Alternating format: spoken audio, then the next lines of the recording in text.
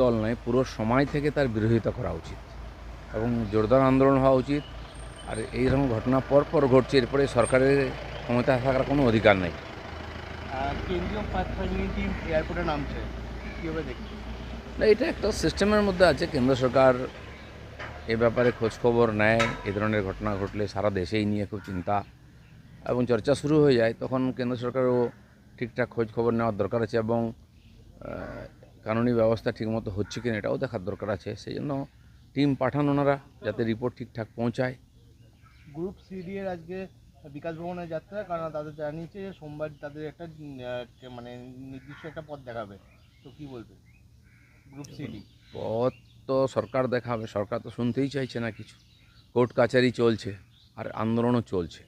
পশ্চিমবাংলায় আন্দোলন চলতে থাকে আর সরকার কোনো ডিসিশন নেয় না, আদালতে গিয়ে কেস চলতে থাকে, কোনোটাই সমাধান হয় না। ফলে এই হাজার হাজার ছেলেমেয়ে যারা চাকরিতে আছে তাদেরও দাবি দাওয়া নিয়ে অনেক ক্ষোভ বিক্ষোভ আছে, এবং যারা চাকরিতে নাই, চাকরি পাওয়ার কথা বা চাকরি হারিয়েছে, তাদের তো অন্ধকার জীবন, তাদেরও অনেক ক্ষোভ বিক্ষোভ থাকে, সেই নিয়ে আন্দোলন চলতে থাকে। কিন্তু যার ডিসিশন নেওয়া দরকার সরকার, তারা কিছু করছে না।